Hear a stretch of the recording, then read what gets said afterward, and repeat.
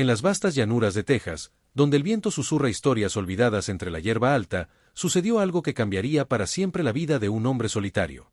Era el año 1867, y la frontera americana aún latía con el pulso salvaje de dos mundos que chocaban constantemente.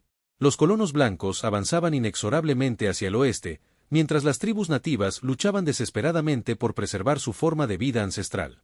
Samuel Morrison había construido su hogar en una pequeña colina, alejado de los pueblos más cercanos por kilómetros de terreno árido. Era un hombre de pocas palabras, curtido por años de trabajo bajo el sol implacable, con manos callosas que conocían tanto el arado como el rifle.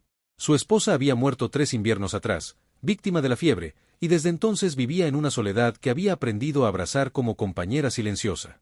Esa mañana de octubre comenzó como cualquier otra. Samuel se levantó antes del amanecer, alimentó a sus pocas cabezas de ganado y se dirigió al pozo para sacar agua. Fue entonces cuando la vio, una figura pequeña y temblorosa acurrucada junto a su granero, medio oculta entre las sombras matutinas. Al principio pensó que sus ojos le jugaban una mala pasada, pero cuando se acercó, la realidad lo golpeó como un puño en el estómago. Era una niña, no mayor de 12 años, con la piel bronceada por el sol y el cabello negro como la obsidiana, trenzado en el estilo tradicional comanche. Sus ropas estaban desgarradas y manchadas de sangre, y en sus ojos oscuros brillaba un terror tan profundo que parecía haber envejecido su alma más allá de sus años. Temblaba violentamente, no solo por el frío de la madrugada, sino por algo mucho más profundo y aterrador. Samuel se detuvo a varios metros de distancia, consciente de que cualquier movimiento brusco podría hacer que la niña huyera como un animal herido. Había escuchado historias suficientes sobre encuentros con los Comanche como para saber que esta situación era extraordinariamente peligrosa. Los guerreros de esa tribu eran conocidos por su ferocidad en el combate y su despiadada búsqueda de venganza cuando uno de los suyos era lastimado. Durante varios minutos, hombre y niña se observaron en silencio, cada uno evaluando las intenciones del otro. Samuel podía ver las heridas en los brazos de la pequeña, cortes que parecían hechos por cuchillos o garras, y comprendió que había escapado de algo terrible. Su instinto le gritaba que la alejara de su propiedad inmediatamente, que la ignorara y fingiera que nunca la había visto. Pero cuando sus ojos se encontraron, algo en la expresión desesperada de la niña tocó una fibra profunda en su corazón endurecido. Lentamente, Samuel se dirigió hacia su casa y regresó con una manta y un poco de pan. Lo dejó en el suelo a medio camino entre ellos y retrocedió, haciendo gestos para indicarle que era para ella. La niña lo observó con desconfianza durante largos momentos antes de arrastrarse hacia los obsequios. Cuando tocó la manta, sus ojos se llenaron de lágrimas, como si hubiera olvidado que existía la bondad en el mundo. El resto del día transcurrió en una danza cautelosa de acercamiento gradual. Samuel le trajo agua, algo de carne seca y una camisa limpia, siempre manteniendo distancia respetuosa.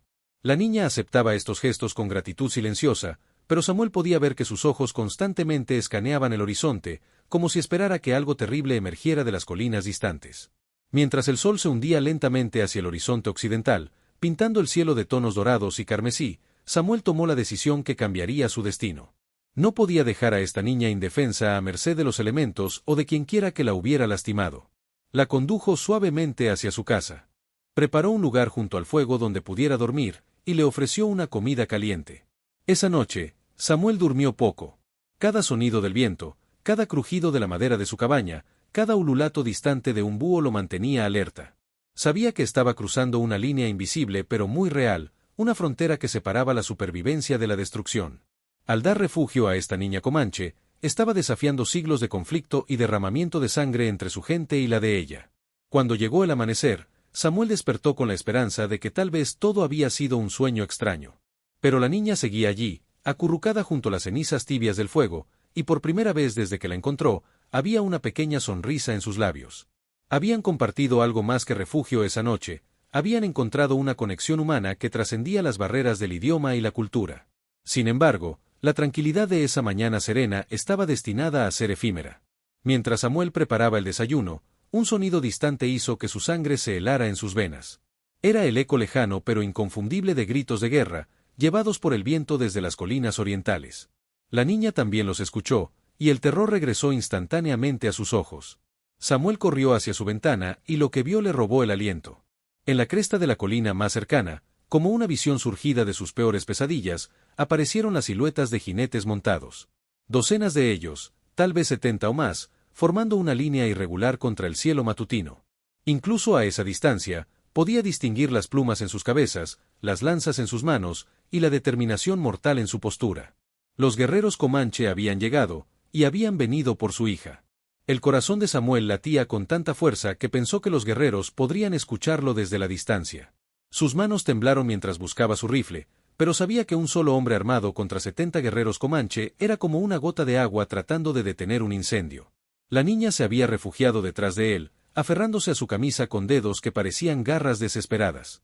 Los recuerdos de Samuel se agolparon en su mente como páginas de un libro manchado de sangre. Había escuchado las historias que los comerciantes contaban en los salones, relatos susurrados sobre las incursiones comanche que dejaban granjas enteras reducidas a cenizas y familias completas borradas del mapa. Los llamaban los señores de las llanuras del sur por una razón, y su reputación como guerreros implacables había sembrado terror desde México hasta Colorado. Pero mientras observaba la línea de jinetes inmóviles en la cresta, Samuel comenzó a entender que esta no era una incursión común. Los guerreros no bajaban gritando hacia su cabaña como lobos hambrientos. En cambio, permanecían quietos como estatuas de bronce, sus caballos piafando impacientes pero controlados. Esta era una demostración de poder, una declaración silenciosa que hablaba más fuerte que cualquier grito de guerra. La niña murmuró algo en su lengua nativa, palabras que Samuel no podía entender pero cuyo tono desesperado necesitaba poca traducción. Ella sabía exactamente quiénes eran esos hombres y por qué habían venido. Sus ojos, que la noche anterior habían mostrado gratitud, ahora reflejaban un conflicto interno que desgarraba su joven alma. Estaba atrapada entre el hombre blanco que le había salvado la vida y su propia gente que había venido a reclamarla. Samuel había oído hablar del jefe de guerra comanche conocido como Águila Roja, un hombre cuya sola mención hacía que los colonos más valientes consideraran mudarse más al este. Se decía que había perdido a 2 de sus hijos en enfrentamientos con soldados americanos, y que desde entonces su corazón se había vuelto tan duro como la piedra del desierto. Si este era su grupo de guerra, y si esta niña era realmente su hija, entonces Samuel se encontraba en el centro de una tormenta que podría desatar una guerra en toda la región. Los minutos pasaron como horas mientras los dos bandos se observaban a través de la distancia. Samuel podía ver que algunos de los guerreros llevaban rifles, probablemente tomados en batallas anteriores, mientras otros sostenían arcos y lanzas tradicionales. Sus caballos eran magníficos ejemplares, entrenados para la guerra y capaces de convertir a cada jinete en una máquina de combate mortal. La tensión en el aire era tan espesa que parecía dificultar la respiración. Samuel sabía que cada segundo que pasaba lo acercaba más a una decisión que cambiaría no solo su vida, sino posiblemente el destino de toda la frontera. ¿Entregaría a la niña para salvar su propia vida? ¿O había algo en esta situación que él aún no comprendía completamente? El sol continuaba su ascenso, proyectando sombras cada vez más cortas, como si el tiempo mismo estuviera impaciente por conocer el desenlace de este enfrentamiento silencioso. El silencio se rompió cuando uno de los guerreros en la cresta levantó su lanza al aire, y como si hubiera sido una señal invisible, toda la línea de jinetes comenzó su descenso lento y deliberado hacia la cabaña de Samuel. No era la carga salvaje que él había esperado, sino algo mucho más aterrador, un avance calculado y ceremonial que hablaba de rituales antiguos y códigos de honor que los hombres blancos raramente comprendían. Samuel sintió que sus piernas amenazaban con fallarle, pero se obligó a mantenerse firme. La niña había comenzado a sollozar quedamente, y entre sus lágrimas murmuraba palabras en comanche que sonaban como oraciones o súplicas. Él pudo distinguir una palabra que se repetía, tatay, que incluso sin conocer el idioma, entendió que significaba padre. Su corazón se hundió al comprender que sus peores temores se estaban confirmando. Los guerreros se detuvieron a unos 50 metros de la casa, formando un semicírculo perfecto que bloqueaba cualquier ruta de escape. Sus caballos resoplaban y piafaban, creando pequeñas nubes de vapor en el aire fresco de la mañana. Samuel podía ver ahora los detalles que la distancia había ocultado, las pinturas de guerra en sus rostros, las cicatrices que adornaban sus pechos desnudos, y los trofeos de batallas anteriores que colgaban de sus cinturones y monturas. En el centro del grupo, un hombre se destacaba por encima de los demás. Era mayor que los otros guerreros, con hebras plateadas entretejidas en su cabello negro, pero su postura irradiaba una autoridad que no tenía nada que ver con la edad. Su caballo era un magnífico semental negro que parecía tan feroz como su jinete, y en su mirada Samuel reconoció la fría determinación de alguien que había perdido demasiado para mostrar misericordia. Este tenía que ser Águila Roja, y la intensidad de su mirada cuando observó la cabaña confirmó las sospechas de Samuel. No había venido solo por cualquier niña comanche perdida. Había venido por alguien que le importaba más que su propia vida. El jefe de guerra desmontó lentamente, sus movimientos fluidos a pesar de las décadas de combate que habían marcado su cuerpo con cicatrices. Caminó hacia adelante, y Samuel notó que cojeaba ligeramente de la pierna izquierda, probablemente el resultado de una vieja herida de batalla. Pero esa cojera no disminuía en nada la amenaza que representaba, si acaso, la hacía más siniestra. Samuel salió de su cabaña con las manos visibles, su rifle colgando de una sola mano en una posición que no fuera amenazante pero que aún le permitiera usarlo si era necesario. La niña lo siguió, manteniéndose parcialmente oculta detrás de él, como si Samuel fuera un escudo entre ella y un destino que temía enfrentar. Cuando Águila Roja habló, su voz resonó a través del valle como el rugido de un trueno distante. Las palabras estaban en comanche, pero el tono era inequívocamente una demanda. Samuel no necesitaba traducción para entender que le estaba exigiendo la devolución de la niña. Lo que no esperaba era la respuesta de la pequeña. La niña gritó algo en su lengua nativa, palabras que sonaban como una mezcla de súplica y desafío. Samuel pudo ver cómo las expresiones de algunos guerreros cambiaron, pasando de la determinación fría a algo que parecía confusión. Incluso Águila Roja pareció momentáneamente desconcertado por las palabras de su hija. Fue entonces cuando Samuel comenzó a darse cuenta de que había estado viendo solo una parte de una historia mucho más compleja. La niña no había sido simplemente capturada o perdida. Había huido, y las razones de su escape eran lo suficientemente poderosas como para hacer que prefiriera refugiarse con un extraño antes que regresar con su propia tribu. El intercambio entre padre e hija continuó, volviéndose más intenso con cada palabra. Samuel podía ver la frustración creciente en el rostro de Águila Roja, una mezcla de amor paternal y autoridad tribal que estaba siendo desafiada por la obstinada negativa de la niña a regresar. Los otros guerreros intercambiaban miradas inquietas, claramente incómodos con presenciar este conflicto familiar tan personal. De repente, la niña se adelantó y comenzó a señalar hacia las heridas en sus brazos, hablando rápidamente y con evidente emoción. Samuel vio cómo el rostro de Águila Roja se oscurecía progresivamente, y algunos de los guerreros comenzaron a murmurar entre ellos. Algo importante estaba siendo revelado, algo que cambiaba la naturaleza de toda la situación. Águila Roja giró bruscamente y gritó algo a sus hombres. Samuel notó que varios guerreros intercambiaron miradas nerviosas, y uno de ellos, un hombre joven con una cicatriz que le cruzaba la mejilla, parecía particularmente agitado. La tensión entre los propios Comanche era ahora tan palpable como la que existía entre ellos y Samuel. El jefe de guerra se volvió hacia Samuel y, para sorpresa del hombre blanco, habló en un inglés quebrado pero comprensible. Mi hija dice que tú, bueno, que tú no lastimas. Dice que otros en tribu sí lastiman. Sus ojos se estrecharon peligrosamente. Dice que huye porque alguien en mi propia gente la daña. Samuel sintió que el suelo se movía bajo sus pies. No solo había dado refugio a la hija de un temido jefe de guerra comanche, sino que aparentemente había salvado a esa niña de alguien dentro de su propia tribu. La situación acababa de volverse infinitamente más complicada y peligrosa. La mirada de Águila Roja se dirigió nuevamente hacia sus guerreros, escaneando cada rostro con la precisión de un depredador que ha detectado una amenaza entre su propia manada. El aire se llenó de una tensión diferente, más volátil, como la calma que precede a una tormenta devastadora. Los ojos de Águila Roja se fijaron en el guerrero joven con la cicatriz en la mejilla, y Samuel pudo ver cómo el color se desvanecía del rostro del hombre. La niña, al notar hacia dónde se dirigía la atención de su padre, comenzó a temblar violentamente y se refugió completamente detrás de Samuel, como si la sola vista de ese guerrero particular la llenara de terror. Cuervo sangriento, gruñó Águila Roja en inglés, manteniendo su mirada fija en el joven guerrero. Mi hija dice tu nombre. Dice que tú la persigues en la noche como lobo hambriento. La voz del jefe de guerra se había vuelto peligrosamente baja, cargada de una furia que prometía violencia inminente. El guerrero llamado Cuervo Sangriento dio un paso atrás, su mano moviéndose instintivamente hacia el cuchillo en su cinturón. Ella miente, mi jefe. Es solo una niña asustada que inventa historias para evitar el castigo por huir de la tribu. Sus palabras sonaban desesperadas, y Samuel notó el sudor que comenzaba a formarse en su frente a pesar del aire fresco de la mañana. Pero Águila Roja no era un hombre que se dejara engañar fácilmente. Había liderado a su gente durante décadas, sobreviviendo a traiciones, guerras y las constantes amenazas de la expansión de los colonos blancos. Su instinto para detectar mentiras estaba afinado como el filo de una navaja. Se acercó lentamente a Cuervo Sangriento, y los otros guerreros se apartaron automáticamente, formando un círculo alrededor de los dos hombres. Entonces explícame, dijo Águila Roja, cambiando al comanche pero hablando lo suficientemente alto para que Samuel pudiera captar el tono amenazante, porque mi hija tiene marcas en sus brazos que coinciden exactamente con las garras de oso que adornan tu collar.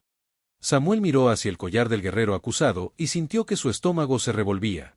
Efectivamente, Colgando del cuello de Cuervo Sangriento había un collar hecho de garras de oso, y cuando comparó mentalmente el tamaño y la forma de esas garras con las heridas que había visto en los brazos de la niña, la correlación era imposible de ignorar. El círculo de guerreros se tensó como la cuerda de un arco. Algunos comenzaron a murmurar entre ellos, y Samuel pudo detectar que no todos estaban sorprendidos por estas revelaciones. Había miradas de disgusto dirigidas hacia Cuervo Sangriento, como si algunos hubieran sospechado de su comportamiento, pero no hubieran tenido pruebas para confrontarlo.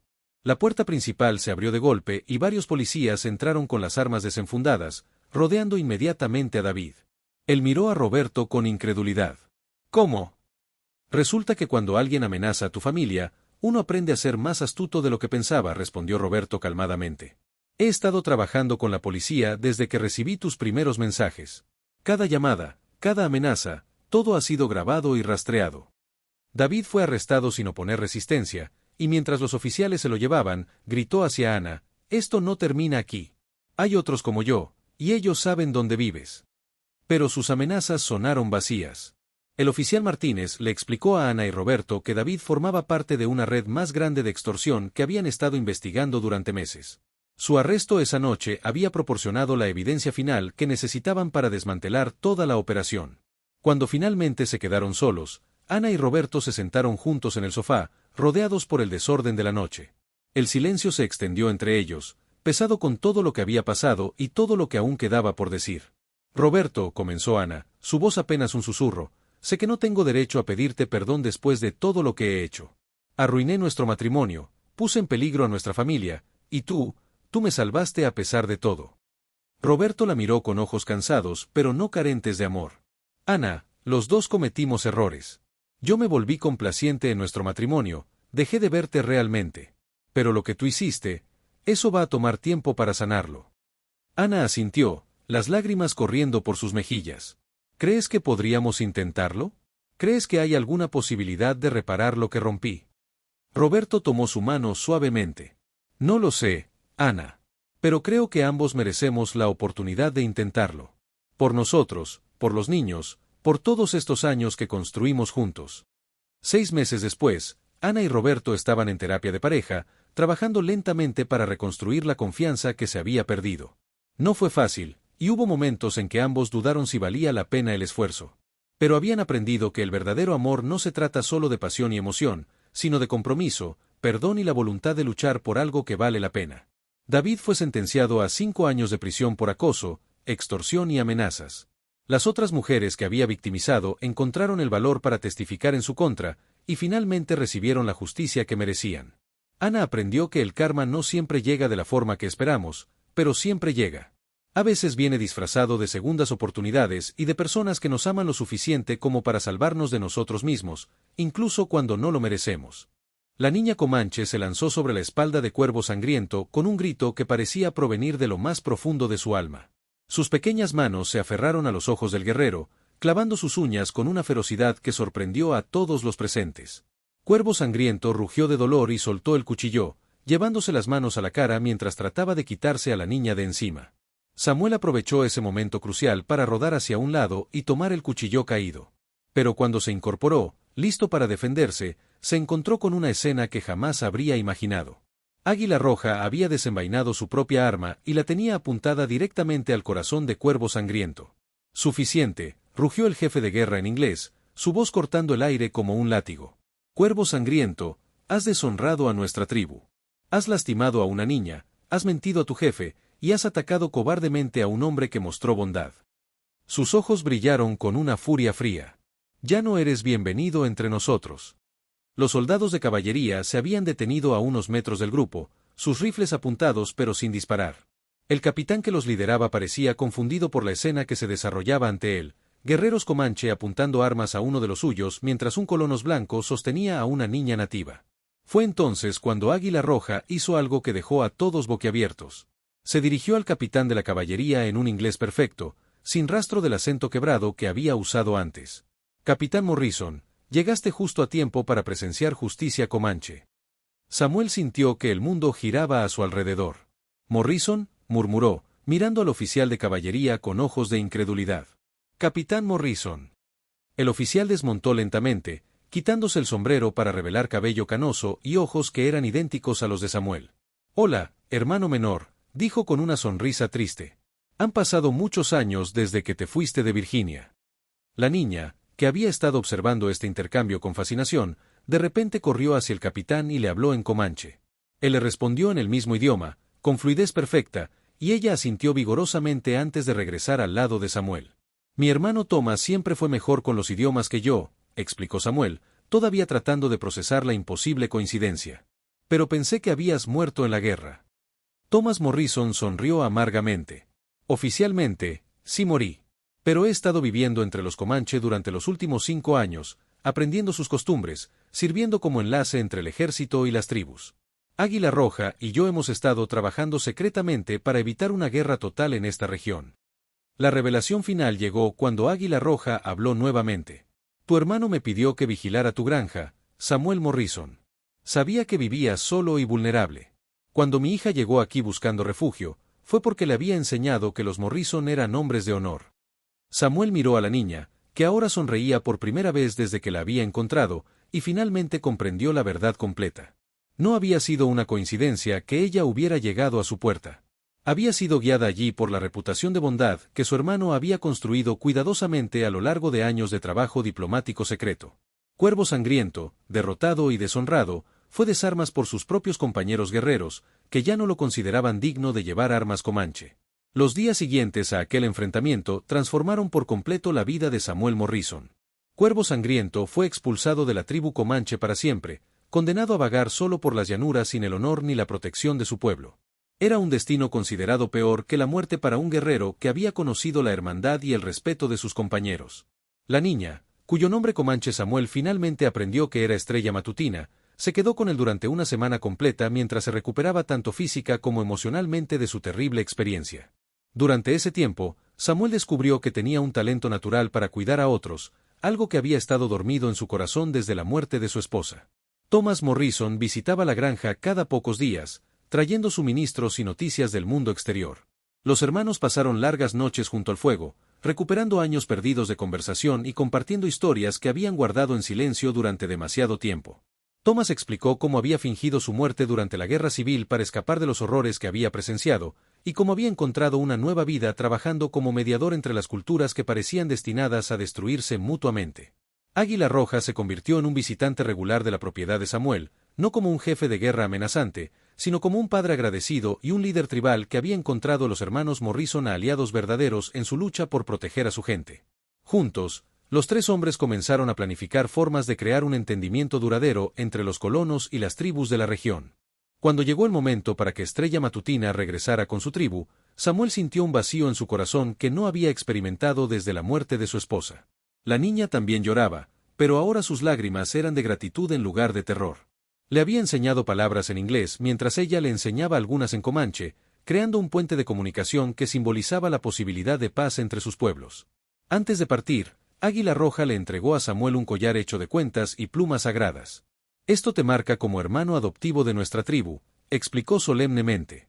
«Ningún guerrero comanche levantará jamás una mano contra ti o contra tu familia. Has demostrado que el color de la piel no determina el color del corazón». Los meses siguientes trajeron cambios extraordinarios a la región. Las incursiones violentas disminuyeron dramáticamente, reemplazadas por encuentros comerciales pacíficos y reuniones diplomáticas. Samuel se convirtió en un punto de encuentro neutral donde colonos y nativos podían resolver disputas sin derramamiento de sangre.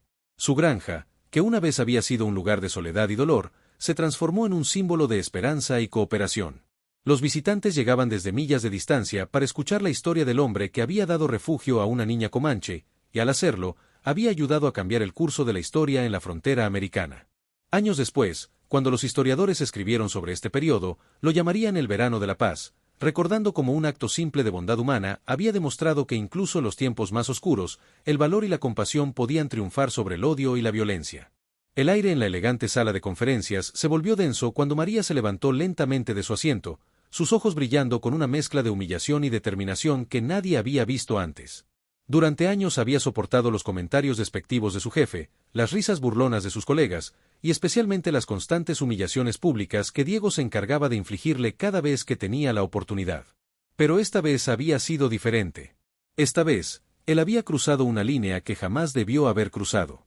La reunión había comenzado como cualquier otra mañana de lunes en la prestigiosa empresa de tecnología donde María trabajaba como analista de sistemas.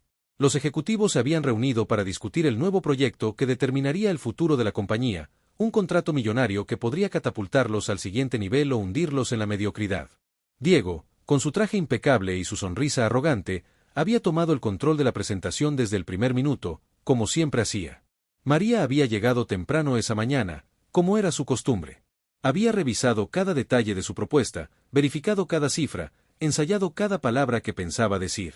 Llevaba meses trabajando en secreto en un algoritmo revolucionario que podría cambiar la forma en que la empresa manejaba sus datos. Era su oportunidad de demostrar su verdadero valor, de silenciar a todos aquellos que la habían subestimado durante tanto tiempo. Pero Diego tenía otros planes.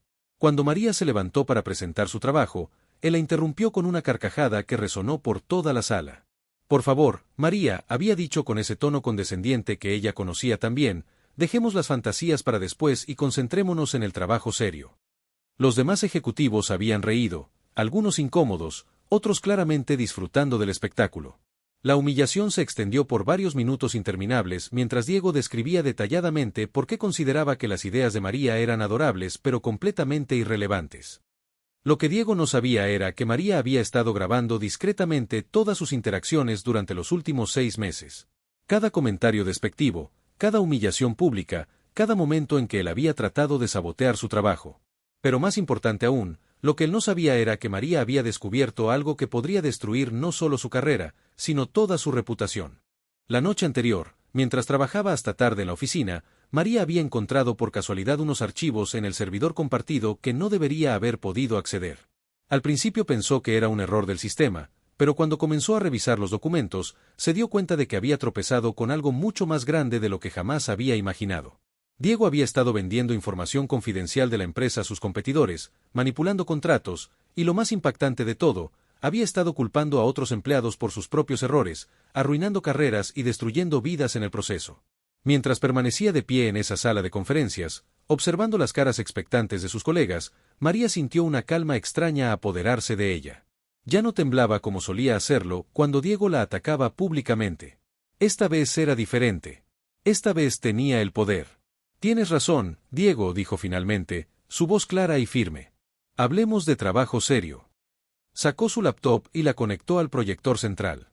La pantalla se iluminó, pero en lugar de mostrar su presentación original, comenzó a reproducir una grabación de audio.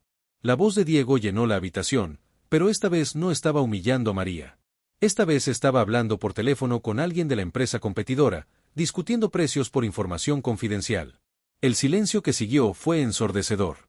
Los rostros alrededor de la mesa comenzaron a cambiar de expresión, pasando de la confusión al shock, y luego a algo que María nunca había visto dirigido hacia Diego, desprecio.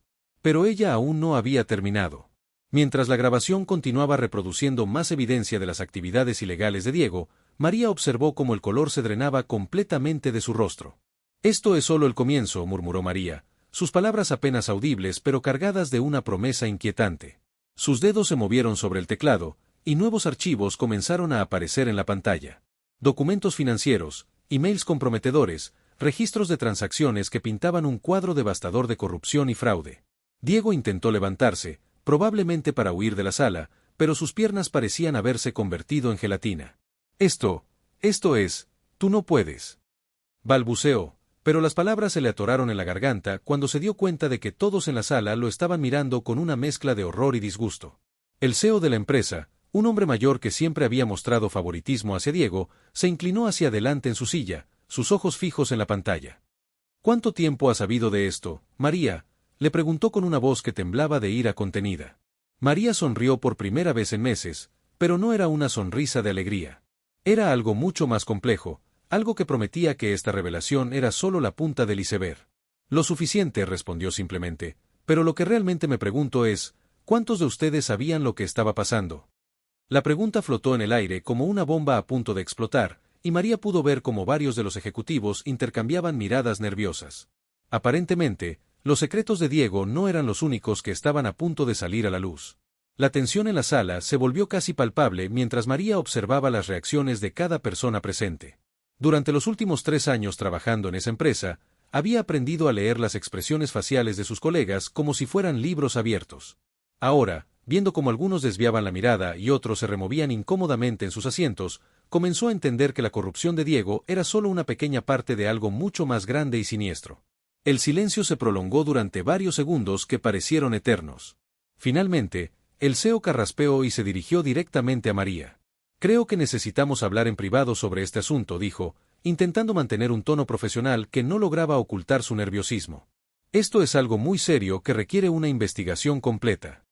María negó lentamente con la cabeza, manteniendo su posición junto al proyector. «No, señor Rodríguez. Creo que ya hemos tenido suficientes conversaciones privadas en esta empresa. Es hora de que todo salga a la luz, aquí mismo, frente a todos». Sus palabras resonaron con una autoridad que nunca antes había mostrado, sorprendiendo incluso a ella misma. La historia de María en esa empresa había comenzado de manera muy diferente. Había llegado llena de esperanza y ambición, recién graduada de la universidad. Con honores y con la determinación de hacer una diferencia en el mundo de la tecnología. Durante sus primeros meses, había trabajado incansablemente, llegando temprano y quedándose hasta tarde, siempre dispuesta a asumir proyectos adicionales y a ayudar a sus compañeros. Pero todo cambió cuando Diego fue ascendido a jefe de departamento. Desde el primer día, él había mostrado una actitud hostil hacia ella que María inicialmente atribuyó a los nervios del nuevo puesto. Sin embargo, con el paso del tiempo, se dio cuenta de que su comportamiento era deliberado y malicioso. Diego parecía tener una necesidad compulsiva de demostrar su superioridad humillándola públicamente, especialmente cuando había clientes o ejecutivos importantes presentes. Lo que María no había entendido hasta ahora era por qué Diego la había elegido específicamente como blanco de sus ataques. Mientras continuaba navegando por los archivos en su laptop, las piezas del rompecabezas comenzaron a encajar. En su primer mes de trabajo, María había notado algunas irregularidades en los sistemas de la empresa, pequeñas discrepancias que había reportado inocentemente al Departamento de Seguridad. Ese reporte había estado a punto de exponer las actividades ilegales de Diego, pero él había logrado desviar la investigación culpando a un error del sistema. Desde ese momento, Diego había comenzado su campaña sistemática para destruir la credibilidad de María. Cada vez que ella presentaba una idea innovadora, él la ridiculizaba. Cuando ella detectaba problemas potenciales, él los minimizaba o los ignoraba completamente. Gradualmente, había logrado convencer a la mayoría de sus colegas de que María era incompetente y problemática. Pero María había seguido trabajando en silencio, documentando todo, aprendiendo, y lo más importante, desarrollando habilidades técnicas que superaban por mucho las de cualquier otra persona en la empresa. Durante las noches y los fines de semana, había creado programas y algoritmos que revolucionarían la forma en que la empresa manejaba sus datos. También había desarrollado sistemas de seguridad que podrían proteger la información confidencial de futuros ataques. Ahora, mientras observaba cómo Diego intentaba recuperar su compostura, María se dio cuenta de que él había cometido un error fatal. Su arrogancia lo había cegado al verdadero potencial de ella, y había subestimado gravemente su inteligencia y determinación. María, intervino la directora de Recursos Humanos, una mujer llamada Carmen que siempre había mantenido una actitud neutral hacia ella. Entiendo que estás molesta, pero este no es el lugar ni el momento para este tipo de acusaciones. Sugiero que programemos una reunión formal para discutir estos temas apropiadamente. María giró lentamente para mirar directamente a Carmen, y por primera vez en años, sonrió con genuina diversión. «Acusaciones», repitió suavemente. «Carmen, me pregunto si deberías revisar tu propio historial antes de sugerir que estos son solo acusaciones infundadas». El rostro de Carmen se puso pálido instantáneamente, confirmando las sospechas de María. Durante sus investigaciones nocturnas, había descubierto que Carmen había estado manipulando los expedientes de recursos humanos, ocultando quejas de acoso y discriminación, y en algunos casos, alterando evaluaciones de desempeño para favorecer a ciertos empleados a cambio de beneficios personales. La revelación de que Carmen también estaba involucrada envió ondas de shock por toda la sala. Los empleados comenzaron a intercambiar miradas significativas, y María pudo ver cómo algunos de ellos empezaban a recordar incidentes pasados bajo una nueva luz. Situaciones que anteriormente habían parecido normales o justificadas ahora tomaban un significado completamente diferente. Diego finalmente logró ponerse de pie, aunque sus manos temblaban visiblemente. «Esto es ridículo», declaró con una voz que intentaba sonar autoritaria, pero que salió quebrada. «No voy a quedarme aquí escuchando estas fantasías de una empleada claramente inestable». Pero cuando se dirigió hacia la puerta, María presionó otra tecla en su laptop. La pantalla cambió para mostrar fotografías de Diego entrando y saliendo de edificios que pertenecían a empresas competidoras, junto con registros de depósitos bancarios que coincidían perfectamente con las fechas de esas visitas. Los fantasías tienen una manera curiosa de respaldarse con evidencia fotográfica y registros financieros, dijo María tranquilamente. Pero dime, Diego, ¿cómo explicas estos depósitos de 50,000 pesos que recibiste exactamente 3 días después de que nuestra propuesta para el proyecto municipal fuera misteriosamente rechazada? La pregunta flotó en el aire como una sentencia de muerte profesional. Diego se detuvo en seco, su mano congelada en la manija de la puerta, mientras todos los ojos en la sala se fijaban en él con una intensidad que podría haber derretido metal. Pero María aún no había terminado. Sus dedos se movieron una vez más sobre el teclado, y cuando la siguiente serie de documentos apareció en pantalla, incluso ella se sorprendió por la magnitud de lo que había descubierto. Los documentos que aparecieron en la pantalla revelaron algo que nadie en esa sala había anticipado, ni siquiera María cuando comenzó su investigación. No. Se trataba solamente de Diego vendiendo información a empresas competidoras, sino de toda una red de corrupción que involucraba contratos gubernamentales, licitaciones amañadas, y lo más impactante de todo, el desvío de fondos destinados a programas sociales para comunidades necesitadas. María sintió como su estómago se contraía al leer los números en pantalla. Miles de familias habían sido privadas de recursos que legítimamente les correspondían, mientras Diego y sus cómplices se enriquecían a costa del sufrimiento ajeno. La magnitud de la traición la golpeó como una ola fría, pero también fortaleció su determinación de exponer toda la verdad. El CEO, quien había permanecido relativamente calmado hasta ese momento, se levantó bruscamente de su silla, haciendo que ésta rodara hacia atrás y chocara contra la pared. ¿De dónde sacaste estos archivos?, demandó con una voz que temblaba de ira, pero María pudo detectar algo más en su tono, miedo puro y genuino. Esa es una pregunta muy interesante, señor Rodríguez, respondió María, manteniendo su voz serena a pesar de que su corazón latía como un tambor de guerra. Pero creo que la pregunta más relevante es por qué estos archivos existen en primer lugar, y por qué su nombre aparece en varios de estos contratos como supervisor aprobatorio. La acusación implícita resonó por toda la sala como un disparo. Varios empleados ahogaron exclamaciones de sorpresa, mientras otros simplemente se quedaron con la boca abierta, procesando la posibilidad de que su propio CEO estuviera involucrado en el escándalo. La empresa que habían considerado su segundo hogar durante años se estaba desmoronando ante sus ojos. Diego, quien había permanecido paralizado junto a la puerta, finalmente encontró su voz. «Tú no entiendes nada», gritó, su compostura profesional completamente destrozada. «Tú no tienes idea de la presión que manejamos aquí, de las decisiones que tenemos que tomar para mantener esta empresa a flote. Eres solo una analista insignificante que no comprende cómo funciona el mundo real».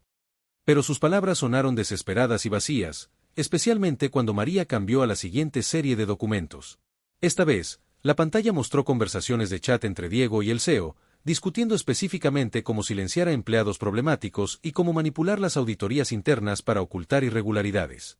María leyó en voz alta uno de los mensajes más damaging: «La analista de sistemas está haciendo demasiadas preguntas. Necesitamos encontrar una forma de desacreditarla antes de que cause problemas reales». El mensaje estaba firmado con las iniciales del CEO y fechado apenas 2 semanas después de que María comenzara a trabajar en la empresa. La revelación de que su persecución había sido planeada desde el principio golpeó a María más fuerte de lo que había anticipado. Durante 3 años había cuestionado su propia competencia, había dudado de sus habilidades, había llorado en silencio pensando que tal vez realmente no era lo suficientemente buena para ese trabajo. Ahora se daba cuenta de que todo había sido una campaña coordinada para destruir su confianza y su carrera. Carmen, quien había permanecido silenciosa desde que María mencionó su propio involucramiento, finalmente habló con una voz apenas audible. «María, por favor, tienes que entender que las cosas no son tan simples como parecen.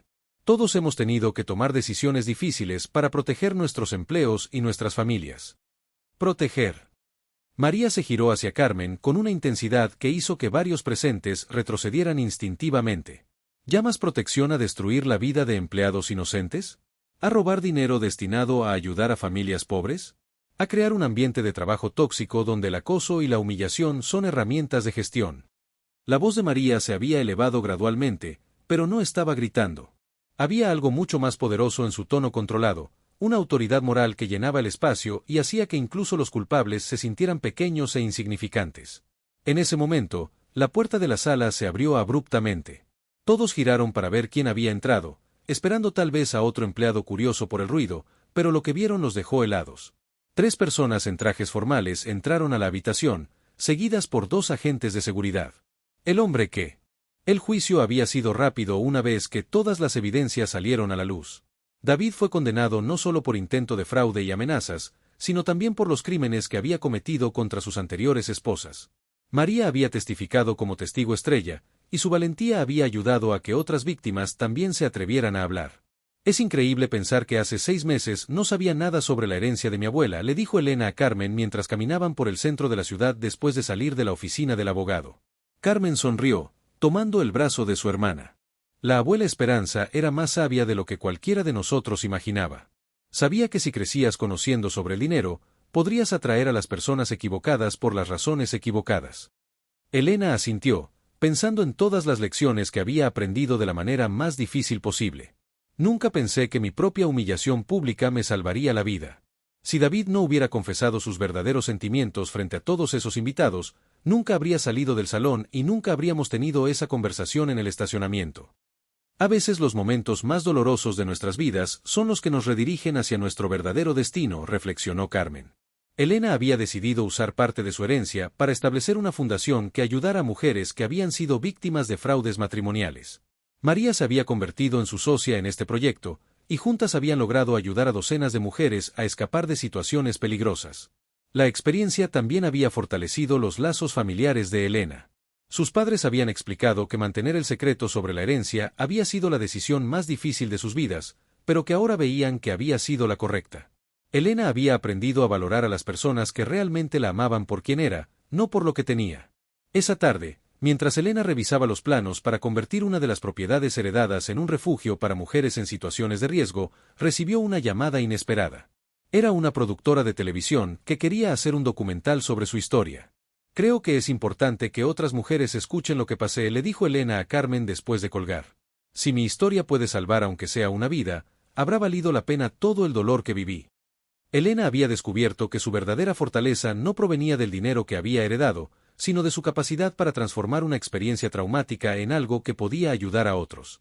La mujer que había salido corriendo de su propia boda ya no existía, en su lugar había surgido alguien más fuerte, más sabia y completamente dueña de su propio destino.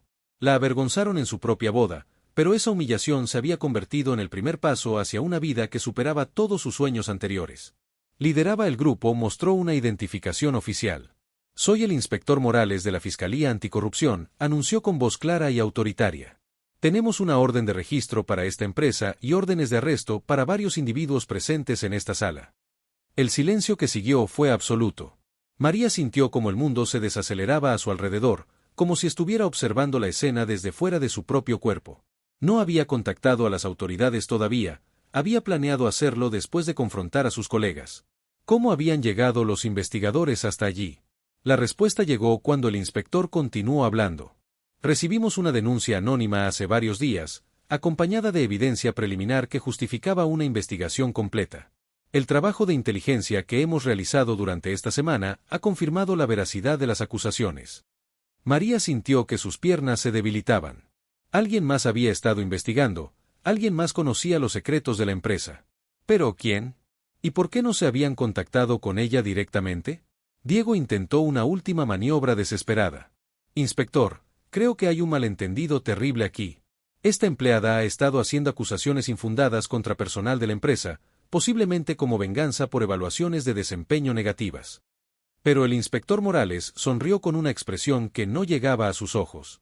Señor Vega, le sugiero que guarde silencio. Tenemos grabaciones de sus conversaciones telefónicas de los últimos 6 meses, registros bancarios detallados, y testimonios de múltiples fuentes independientes. Sus acusaciones contra la señorita aquí presente solo empeoran su situación legal. María se dio cuenta en ese momento de que había estado siendo protegida sin saberlo. Alguien había estado observando, documentando, preparando el caso legal mientras ella luchaba sola contra la persecución diaria. La sensación era tanto aliviante como perturbadora. El CEO finalmente habló, su voz apenas un susurro. ¿Quién nos denunció? ¿Quién más sabía sobre esto? La pregunta flotó en el aire cargada de desesperación y paranoia. María se dio cuenta de que esa era la pregunta clave, la que determinaría no solo el destino de los culpables, sino posiblemente su propia seguridad futura. El inspector intercambió una mirada significativa con sus acompañantes antes de responder, y en ese momento, María supo que la verdadera sorpresa aún estaba por llegar. El inspector Morales permaneció en silencio durante varios segundos que se sintieron como una eternidad, estudiando cada rostro en la sala con la precisión de un cazador evaluando a su presa. Finalmente, su mirada se posó en María, pero en lugar de la expresión de gratitud o reconocimiento que ella esperaba, vio algo que la desconcertó completamente, una mezcla de curiosidad y sospecha. Señorita Torres, dijo el inspector, dirigiéndose a María por primera vez directamente, me pregunto si podría explicarnos exactamente cómo obtuvo acceso a estos archivos confidenciales que ha estado mostrando. Algunos de estos documentos requieren niveles de autorización que, según nuestros registros, están muy por encima de su posición en la empresa. La pregunta golpeó a María como un rayo. En su determinación por exponer la corrupción, no había considerado completamente las implicaciones legales de sus métodos de investigación. Técnicamente, había accedido a sistemas y archivos sin autorización, lo que podría constituir un delito informático independientemente de sus nobles intenciones. Yo encontré una vulnerabilidad en el sistema, comenzó a explicar María, sintiendo como las miradas de todos se intensificaban sobre ella. No estaba buscando intencionalmente información confidencial, pero cuando me di cuenta de lo que había encontrado, sentí la responsabilidad moral de investigar más a fondo. Diego, quien había permanecido sorprendentemente callado desde la llegada de los inspectores, de repente cobró vida con una energía renovada. Ahí lo tienen, exclamó, señalando directamente a María. Ella admite haber violado los sistemas de seguridad de la empresa. Todo lo que han visto aquí podría haber sido fabricado o alterado. Es una hacker que ha estado espiando ilegalmente a empleados honestos. La acusación de Diego creó una nueva dinámica en la sala. Varios empleados que momentos antes habían estado mirándolo con disgusto, ahora dirigían miradas confundidas hacia María. La línea entre víctima y perpetrador se estaba difuminando peligrosamente, y María pudo sentir cómo el control de la situación se le escapaba de las manos. El inspector Morales asintió lentamente, como si hubiera esperado esta revelación. Interesante. Señorita Torres, ¿estaría dispuesta a acompañarnos para una entrevista formal? Necesitamos entender completamente cómo obtuvo esta información y verificar la autenticidad de los documentos que ha presentado. María sintió como el pánico comenzaba a apoderarse de ella. La situación se estaba invirtiendo de una manera que no había anticipado. En lugar de ser reconocida como la persona que había expuesto la corrupción, ahora se encontraba potencialmente enfrentando cargos criminales por sus métodos de investigación. El CEO finalmente habló, su voz apenas un susurro. ¿Quién nos denunció? ¿Quién más sabía sobre esto? La pregunta flotó en el aire cargada de desesperación y paranoia. María se dio cuenta de que esa era la pregunta clave, la que determinaría no solo el destino de los culpables, sino posiblemente su propia seguridad futura. El inspector intercambió una mirada significativa con sus acompañantes antes de responder, y en ese momento, María supo que la verdadera sorpresa aún estaba por llegar. El inspector Morales permaneció en silencio durante varios segundos que se sintieron como una eternidad, estudiando cada rostro en la sala con la precisión de un cazador evaluando a su presa. Finalmente, su mirada se posó en María, pero en lugar de la expresión de gratitud o reconocimiento que ella esperaba, vio algo que la desconcertó completamente, una mezcla de curiosidad y sospecha. Señorita Torres, dijo el inspector, dirigiéndose a María por primera vez directamente, me pregunto si podría explicarnos exactamente cómo obtuvo acceso a estos archivos confidenciales que ha estado mostrando. Algunos de estos documentos requieren niveles de autorización que, según nuestros registros, están muy por encima de su posición en la empresa. La pregunta golpeó a María como un rayo. En su determinación por exponer la corrupción, no había considerado completamente las implicaciones legales de sus métodos de investigación. Técnicamente, había accedido a sistemas y archivos sin autorización, lo que podría constituir un delito informático independientemente de sus nobles intenciones. Yo encontré una vulnerabilidad en el sistema, comenzó a explicar María, sintiendo como las miradas de todos se intensificaban sobre ella. No estaba buscando intencionalmente información confidencial, pero cuando me di cuenta de lo que había encontrado, sentí la responsabilidad moral de investigar más a fondo. Diego, quien había permanecido sorprendentemente callado desde la llegada de los inspectores, de repente cobró vida con una energía renovada. Ahí lo tienen, exclamó, señalando directamente a María. Ella admite haber violado los sistemas de seguridad de la empresa. Todo lo que han visto aquí podría haber sido fabricado o alterado. Es una hacker que ha estado espiando ilegalmente a empleados honestos. La acusación de Diego creó una nueva dinámica en la sala. Varios empleados que momentos antes habían estado mirándolo con disgusto, ahora dirigían miradas confundidas hacia María. La línea entre víctima y perpetrador se estaba difuminando peligrosamente, y María pudo sentir cómo el control de la situación se le escapaba de las manos. El inspector Morales asintió lentamente, como si hubiera esperado esta revelación. Interesante. Señorita Torres, ¿estaría dispuesta a acompañarnos para una entrevista formal? Necesitamos entender completamente cómo obtuvo esta información y verificar la autenticidad de los documentos que ha presentado. María sintió como el pánico comenzaba a apoderarse de ella. La situación se estaba invirtiendo de una manera que no había anticipado. En lugar de ser reconocida como la persona que había expuesto la corrupción, ahora se encontraba potencialmente enfrentando cargos criminales por sus métodos de investigación. María como la heroína que había expuesto una red de corrupción masiva, pero ella sabía que la realidad era mucho más compleja. Roberto, cuyo nombre real resultó ser Alejandro Moreno, había sido transferido a otra misión encubierta después de completar exitosamente su trabajo. Antes de marcharse, había visitado a María una última vez para explicarle completamente su papel en la operación. Nunca fue mi intención lastimarte, le había dicho durante esa conversación final. Pero necesitábamos a alguien genuinamente honesto, alguien cuyas reacciones y emociones fueran completamente auténticas. Si hubieras sabido que yo era un agente, nunca habrías actuado con la naturalidad que hizo creíble toda la operación. María había entendido la lógica, pero eso no había disminuido el sentimiento de haber sido manipulada. Sin embargo, con el tiempo, había llegado a apreciar que su papel había sido crucial para proteger recursos públicos y exponer criminales que habían estado dañando a comunidades vulnerables durante años. Su nueva posición como directora de ciberseguridad en una organización sin fines de lucro le permitía usar sus habilidades para proteger instituciones que realmente servían al bien público. Los algoritmos que había desarrollado durante esas noches solitarias en su antigua empresa ahora se utilizaban para detectar fraudes en programas de asistencia social, asegurando que los recursos llegaran a quienes realmente los necesitaban.